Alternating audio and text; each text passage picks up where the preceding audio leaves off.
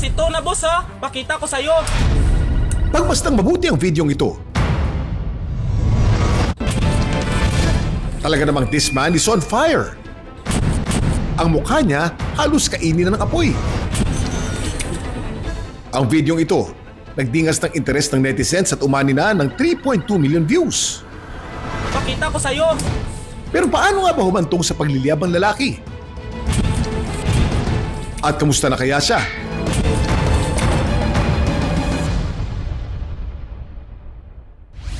Sir, halika. May magic po ako.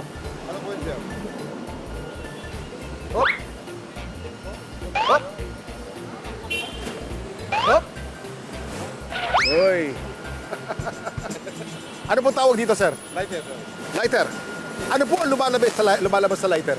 Apoy. Tama po ba ang maglaro ng apoy? Bawal. Bawal. Ay, siyempre, sir, pagkakasala ang apoy. Magkakasala. Yan ang paglalaro ng apoy in the spiritual sense. Yes, Pero sir. bawal maglaro ng apoy dahil baka magkasunog tayo. Ayo. Oo, kayo kung ano iniisip niyo eh. Alam mo ba kung kailan ang Fire Prevention Month? Ang Fire Prevention Month ay sineselebrate sa Pilipinas tuwing Marso para umiwas tayo sa sunog. Ibang laro na apoy iniisip mo eh.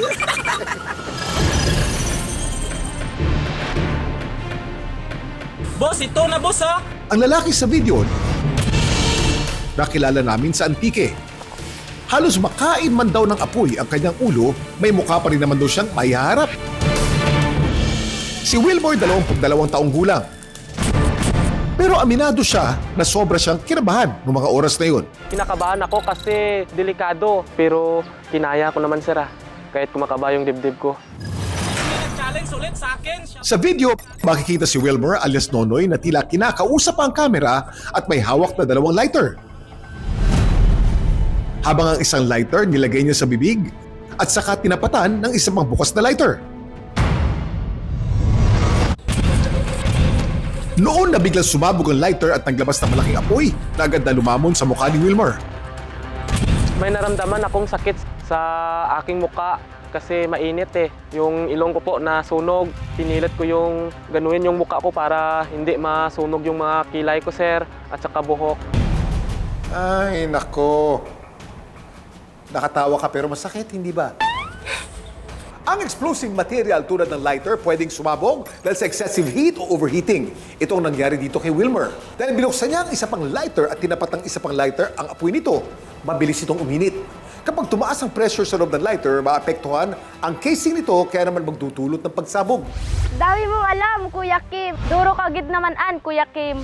Alam niyo bang may iba't ibang kulay ang apoy? Depende ito kung anong chemical ang nasusunog. Yellow kung sodium, green or blue kung copper, purple naman kung potassium, at red kung lithium ang nasusunog. Ang pinakamainit na kulay ng apoy ay kulay blue or white. Sunog kung sunog kayo sa init itong 1,093 degrees Celsius. Mahigit 11 times mas mainit sa kumukulong tubig. Ang dami mong alam, Kuya Kim.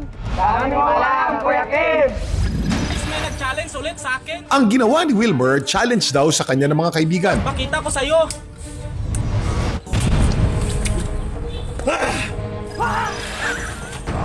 Tulad ng ibang content creators, mga challenge mula sa mga kaibigan at viewers ni Wilmer ang bida sa vlog niya.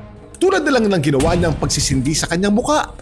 Masaya ako kasi ginawa ko yung mga challenge ng mga kaibigan ko. Pinag-iisipan ko kung kaya ko ba o kung hindi. Pero ginagawa ko yung kaya ko lang. Halos 3,800 na nag-comment sa ginawa ni Wilmer at iba't ibang reaksyon ng mga tao. May na-amaze? Ito, basahin natin. Bilib talaga ako sa'yo, Tol. Wala kang inuurungan. Ang galing ng challenge. Good job, Tol. Meron din naman nag-aalala para sa kaligtasan niya. Lods, huwag mo na yan ulitin. Marami pang content na para gagawin natin. Kung anong pinapagawa sa'yo, huwag mo sundin. Yan ang magpapahamak sa'yo. Ngayon si Wilmer, iwas na raw sa paglalaro ng apoy dahil alam niya napakadelikado raw ng kanyang ginawa. Pero pagpapatuloy pa rin daw niya ang pagiging content creator. Umaasa ako na makasweldo sa Facebook para makatulong din ako sa aking pamilya na nahihirapan sa pagtrabaho sa bukid. Ang apoy ay napakadelikado dahil kaya nitong makasunog ng mabilis at makasira ng mga ari-arian at makapaglagay sa peligro. Kaya ngayong Fire Month, mas maging maingat at wag na wag maglalaro ng apoy. Ang dami mong alam, Kuya Kim!